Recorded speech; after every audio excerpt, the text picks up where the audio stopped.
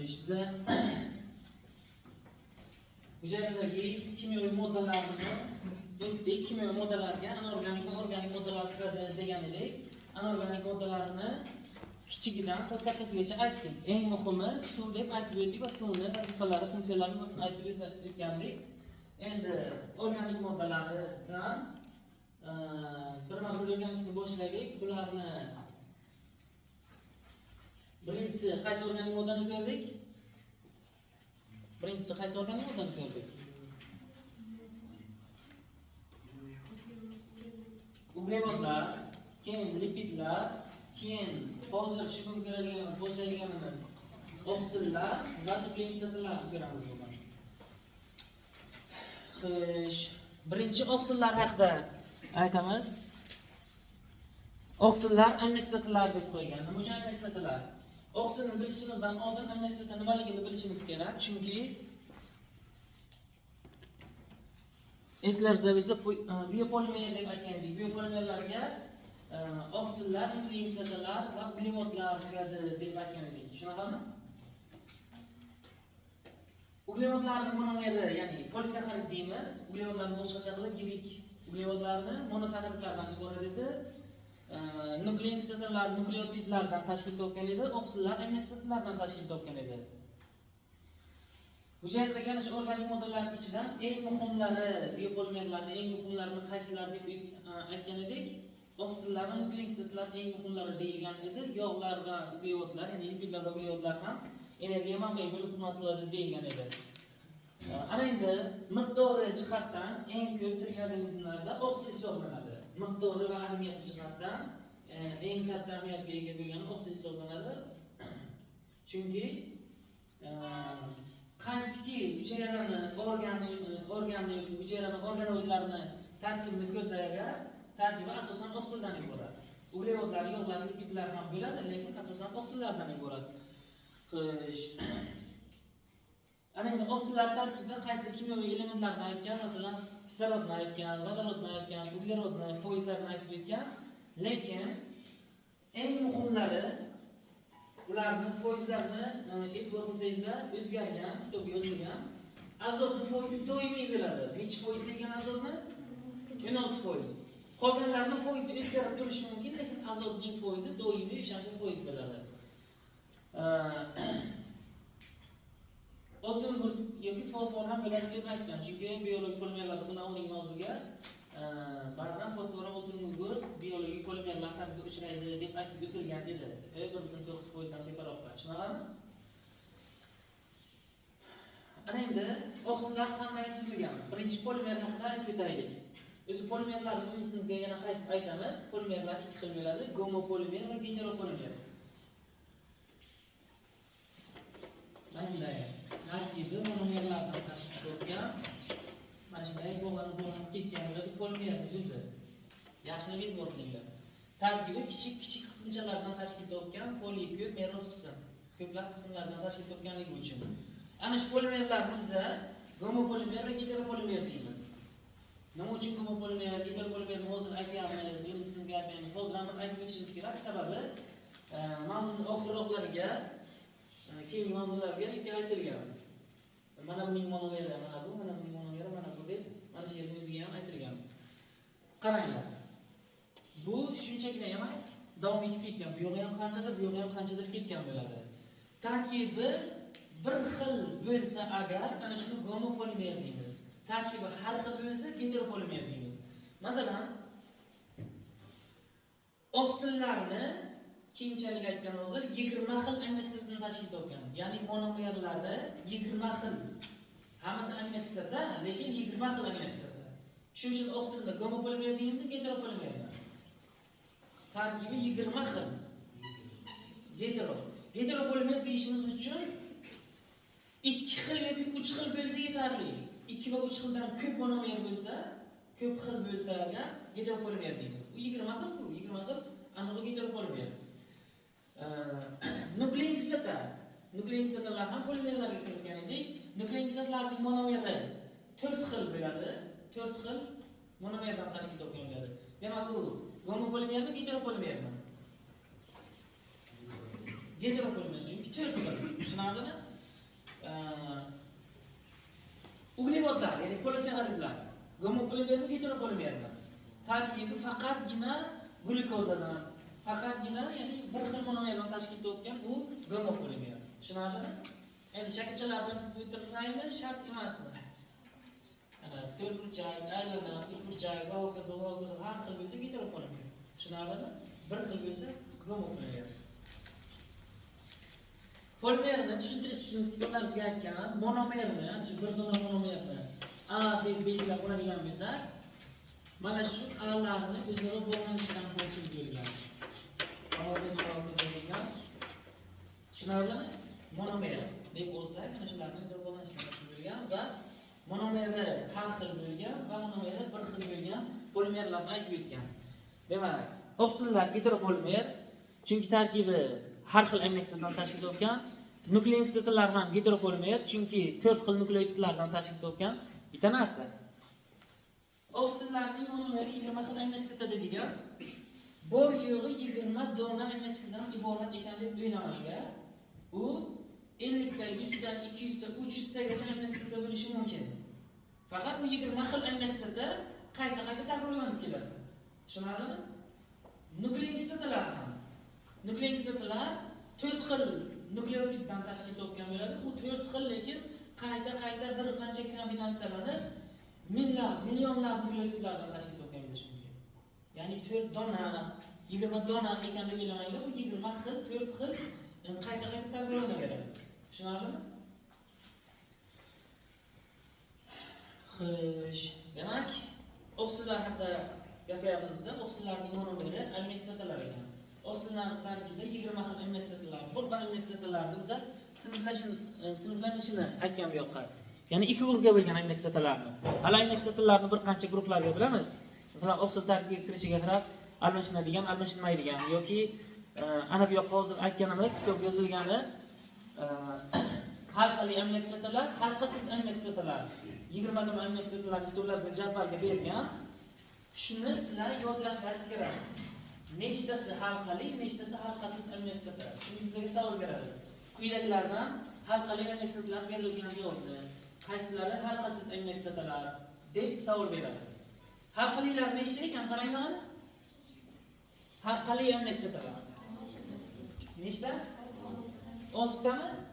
Asosan sizlar hammasini aslida yodlashlaringiz kerak. Birinchi o'rinda lekin halqalilarni yodlanglar, chunki halqasizlarni so'ragan payt javoblardan halqali qatnashgan javobni chiqarib tashlasangiz, halqasizlarni yutib qoladi. Tushunarlimi? Bu degani, bo'ldi halqalilarni yodlasak agar o'zi javobni topib bilarkanimiz deb o'ylamanglar.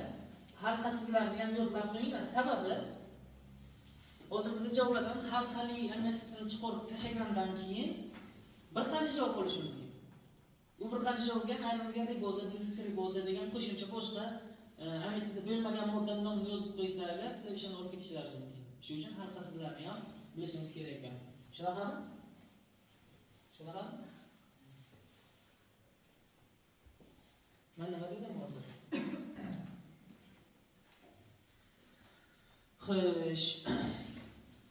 Amino kislotani o'zi qanday tuzilgan endi? Amino kislotalar o'zaro bog'lanib oksilni hosil qiladi dedik va oksilni polimer dedik. Va amino kislotalar o'zaro ana bu bog'larni biz peptid bog' deb aytamiz. Peptid bog' orqali bog'langan bo'ladi. Tushunarlimi? Amino kislota o'zi nima? Karbon kislota bor. Karbon kislota o'zi kislotalarni anorganik kislotalar va organik kislotalar deb bo'lamiz. Anorganik kislotalar xabarlaringiz bor ko'pchiliklar masalan xlorid, sulfat, nitrat va hokazo kislotalar. Karbon kislotalar esa organik kislota hisoblanadi. Tushunarlimi? Organik karbon kislotalarni hosilasi deymiz amino kislotani. Masalan, organik karbon kislotani CH3, CH2, CH2 hayyona, COOH. Mana shunday tarzda ifodalash mumkin yoki oddiygina qilib aytsak, mana bu qismni hammasini R harfi bilan belgilab bo'ladigan bo'lsak, radikal CH2 COOH. Mana shu narsa organik karbon kislota hisoblanadi. Tushunardimi? O'zi ana bu qismni ham radikal qismga kiritsak bo'ladi, lekin amino kislota bo'lishi uchun, ya'ni ana bu organik karbon kislota ni hosilasi degan amino kislotani, amino kislota bo'lishi uchun NH2 guruh kelishi kerak. NH2 guruh aytgan, NH2 guruhni amino guruh deb aytamiz, shuning uchun amino kislotalar deyiladi. NH2 guruh ana bu karboksil guruh deyiladi. Karboksil guruhning uglerodiga qo'shni uglerod mana bu. Karboksil guruhning uglerodiga qo'shni uglerod bo'ladi. O'sha qo'shni uglerodni bitta vodorodga yo'qoladi. O'shanga NH2 keladi degan. Masalan, ana bu CH2-ku. CH2 dan bitta vodorod ketsa nima bo'ladi? 5 qo'lcha paydo bo'lib qoladi. Bitta vodorod ketsa agar mana shu yoqqa NH2 keladi. Tushunarlimi? Ana karboksildagi uglerodda qo'shni bo'lgan uglerodni vodorodga ketib, o'rniga NH2, ya'ni amino guruh kelgan. Mana shuni amino kislotalar deb aytamiz umuman. Oqsil tarkibida uchraydigan amino kislotalarni hammasida NH2 guruh, ya'ni karboksil guruh COH dan mana bu yoqdagi uglerodga joylashgan NH2. Tushunarlimi? Sizlar o'ylamang, NH2 faqat shu yoqqa bor ekanlik. Ana bu yoqqa yana uglerod ketgan, mana bu yerda ham NH2, qayerda NH2 bo'lishi mumkin. Lekin oqsil deb aytilgan, ya'ni tirik organizmdagi oqsilni amino kislotasiga asosan karboksildan keyin uglerodga NH2 bor. Bu yoqqa ham bo'lsa, bo'lmasa. Tushunarlimi? Mana shu amino kislota aslida bunday qilsa karbon kislotaga NH2 kelsa, karbon kislotaning moslasi deb qarash mumkin. Tushunarlimi? Amino kislota deyiladi shu uchun. Amino guruh deyiladi, NH2 shu uchun shunday deyiladi. Tushunarlimi? Kitoblarimizda barcha amino kislotalar 3 xil qismdan tashkil topgan deyilgan. Oqsil tarkibiga kiruvchi amino kislotalar 3 xil tarkib qismdan tashkil topgan. Mana bu birinchi guruh, birinchi qism karboksil guruh. Tushunarlimi? Keyin radikal degan qism, keyin NH2 degan qism, ya'ni amino guruh. Tushunarlimi? Barcha amino kislotalar shunday 3 ta qismdan tashkil topgan. Endi salgina qismasini boshqacharoq qilib aytgan kitoblarimizda yuqoridan pastga tarzdami, lekin farqi yo'q. Sizlar o'zingizlar radikalni bu yoqqa qo'yib, NH2 ni bu yoqqa qo'yasizlarmi, radikalni tepaga qo'yib, NH2 ni bu yoqqa qo'yasizlarmi, xohlagancha aylantirishlaringiz mumkin, faqat CH ga NH2, COH radikal bog'langan bo'lsa bo'ldi. Buni tepaga qo'yasizlarmi yoki bu joyni almashtirasizlarmi, baribir ishonmaydi. Tushunarlimi? Mana shu 3 ta tarkib qismdan tashkil topgan. Ana endi bu bir dona amino kislota, ya'ni mana shu bir dona amino kislota. Bir dona amino kislota bilan ikkinchi amino kislota, ikkinchi bilan uchinchi, uchinchi bilan to'rtinchilari qanday bog'langanliklarini o'zib ko'rib chiqamiz.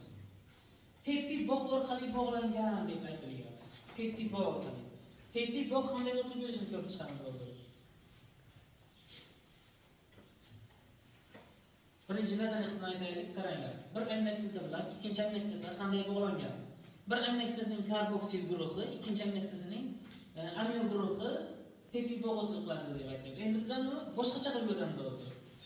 E'tibor qilamiz.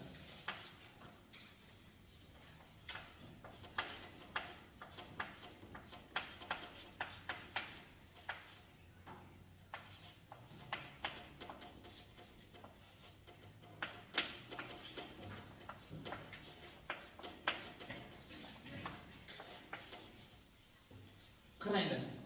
Ana bunda NH2 guruh bor. NH2 guruh. Buni NH2 guruhi mana. NH2 guruh bunga nimaga bog'langan? CH gami? Bunga NH2 guruh qayerga bog'langan? CH ga. Ko'ramizlarmi yashashligini? Biz faqat burib yozamiz. Radikal CH ga bog'langanmi? Mana o'sha radikal CH ga bog'langan. COOH CH ga bog'langanmi? Mana COOH. Biz uni sal ochiqroq yozdik. Tushunarlimi? Sababi bog'lanishini tushuntirish uchun. Xuddi shunaqa amino kislota, endi xuddi shunaqa demaymiz, xuddi shu tuzilishga ega bo'lgan amino kislotani yondan yozamiz hozir. Vodorod NH. NH2 degan hozir o'zi aslida NH2. Tushunarlimi? CH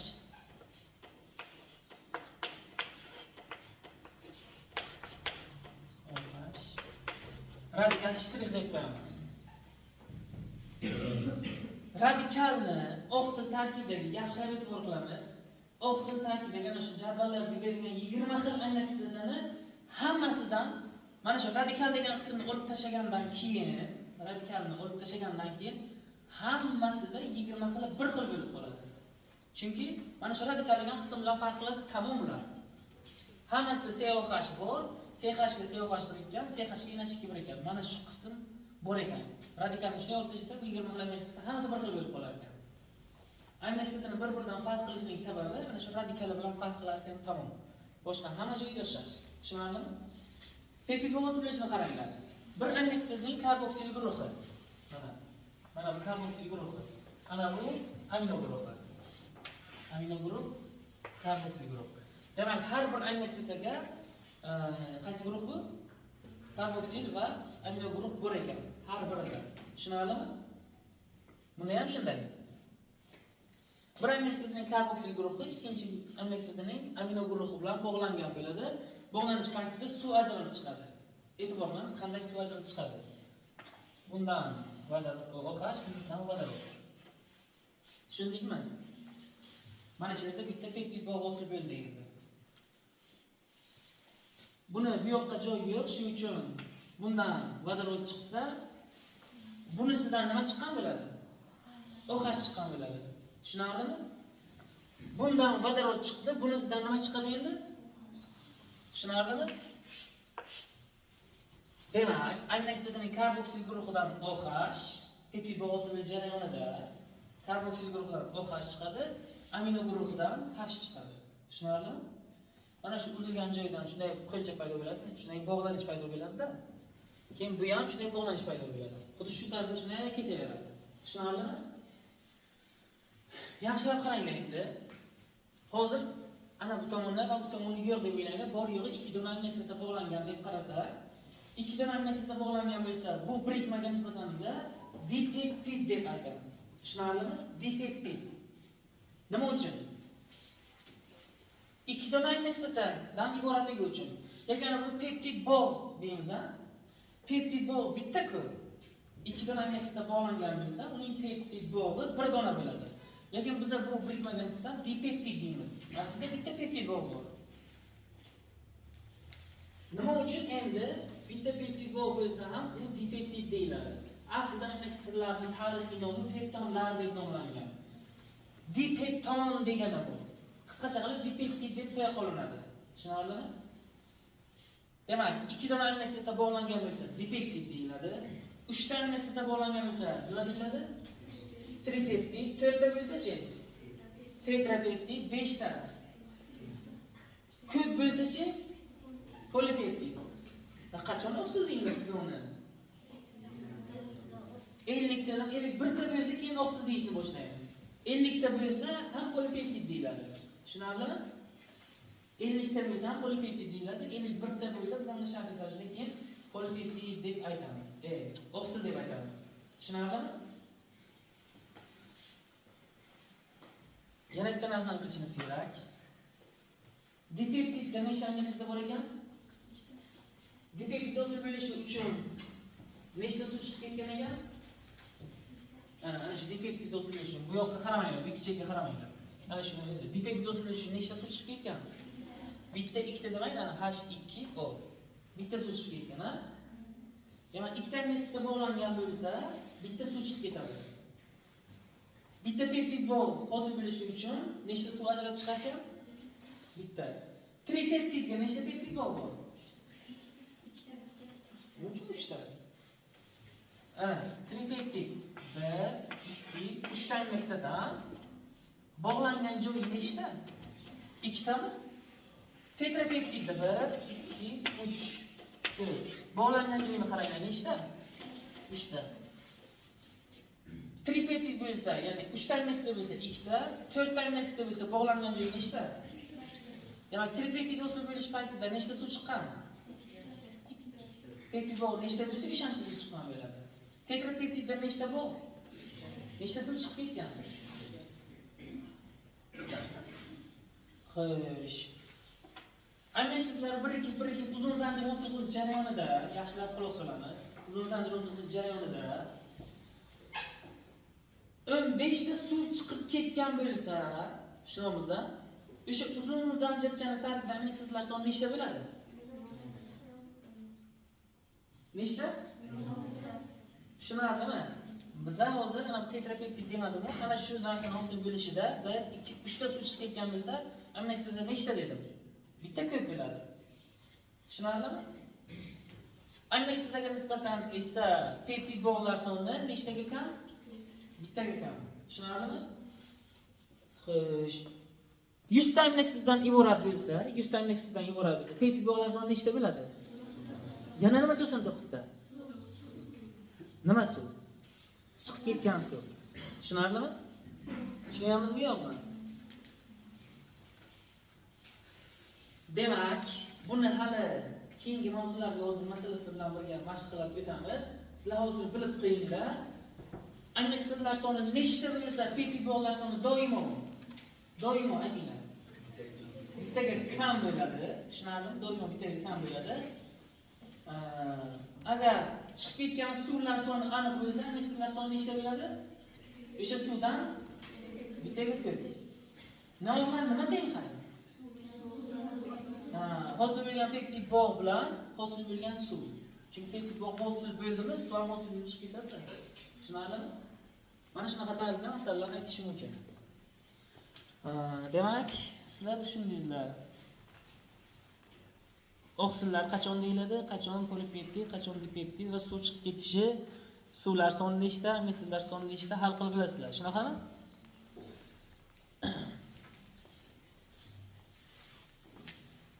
Ana aminokislotalarning xususiyatlari, qanaqa xususiyatlarga ega? Biz aminokislotalarni ikkiga bo'ldik hozir. Qanaqa aminokislotalar? Halqali aminokislotalar va halqasiz. Halqali halqasizlarni yodladik deyarli qay. Xo'sh. Bundan tashqari aminokislotalarni yana xillarga bo'lamiz dedik. Almashinadigan va almashinmaydigan. Uni aytishdan oldin aminokislotalarning xossallari haqida gapiradigan bo'lsak, qaranglar. Aminokislotalarning xossalari amino guruh va karboksil nimadan aytaylik? Amino guruh va karboksil guruhlariga bog'liq va aminokislotalarni qanday joylashishiga bog'liq. Oksillarning farqini keyingi mavzuga ko'rishga aytamiz buni qaytib. Qisqasi aminokislotalar endi qanday sintezlanadi? Aminokislotalarni o'simliklar va sodda hayvonlar yoki mikroorganizmlar desak, oddiy moddalardan sintezlaydi. Oddiy moddalar emas, kichik moddalardan, kichik molekulyar moddalardan, masalan, karbonhidrat, suv, ammiak kabi moddalardan o'zi sintezlab oladi. Tushunarlimi? Hayvonlar esa tayyor holda buni qabul qiladi. Tayyor aminokislotalar, masalan, o'simlik mahsulotlarini va hokazo oziq-ovqat orqali qabul qiladi. Tushunarlimi? Hayvonlar aminokislotalarni ovqat orqali qabul qiladi. Bizachi? Bizda ham shunday. Lekin o'zimizda ba'zi hayvonlar organizmida ba'zi aminokislotalar sintezlanishi mumkin. Shunga qarab biz aminokislotalarni ikki guruhga bo'lamiz. Almashinadigan va almashinmaydigan. Nima degani bu? Masalan, biz o'simlik mahsulotlari orqali qanaqadir aminokislotani qabul qildik. Bizga o'sha aminokislota kerak emas. Umumiy qilib bizga nomini aytadigan bo'lsak, A nomli aminokislotani qabul qildik. Bizga A nomli aminokislota emas, B nomli aminokislota kerak. A nomli aminokislotadan B nomli aminokislotani organizm o'zi o'zgartirib hosil qilib bilsa, u aminokislotaga nisbatan biz almashinadigan deymiz. Tushunarlimi? Almashinmaydigan esa o'sha aminokislotani hosil qilib bilmaymiz, tayyor holda olishimiz kerak uni. Ya'ni bir aminokislota boshqa aminokislotaga aylanib biladi, organizmda o'ziga. Bir aminokislota boshqa aminokislotaga aylanib bilmaydi, organizmda o'zida. Tushunarlimi? Ya'ni shunga qarab biz aminokислотani almashinadigan va almashinmaydigan deymiz. 20 ta aminokislota bo'lsa hosil tarkibda, uni 10 tasi almashinadigan, 10 tasi almashinmaydigan hisoblanadi. Tushunarlimi? Nima uchun almashinadigan, nima uchun almashinmaydiganni tushundingmi? Masalan, bizga qabul qilgan aminokislota emas, boshqasi kerak, o'sha qabul qilganimizdan boshqasini sintezlab bilamiz. Tushunarlimi? Qabul qilgandan boshqa aminokislotani sintezlab bilmasanglar, u almashinmaydigan aminokislota hisoblanadi. Demak, qaysi aminokislota muammo ekan organizm uchun? Almashinadiganmi, almashinmaydiganmi? Almashinmaydigani muammo. Chunki uni organizm boshqasiga almashtirib bo'lib bilmaydi, tashqaridan tayyorini to'plab qabul qilish kerak. Shuning uchun almashinmaydigan aminokislotalarni sintezlash uchun biologiyani, masalan, biotexnologiya, genetik injineriya sohalarida ana shundan keyin universitetlar olish texnologiyalari qo'llanib kelingan. Hali buni biotexnologiya degan mavzusiga, institutga ko'ramiz. Ana endi o'simliklarda yoki hayvonlarda aminokislotalar yetishmasa nima bo'ladi? Hayvonlarda aminokislotalar yetishmovchilik bo'lsa nima bo'ladi deb aytilgan? Tushunarlimi? Va hokazolar. Savollaringiz bo'lsa beringlar endi mavzudan.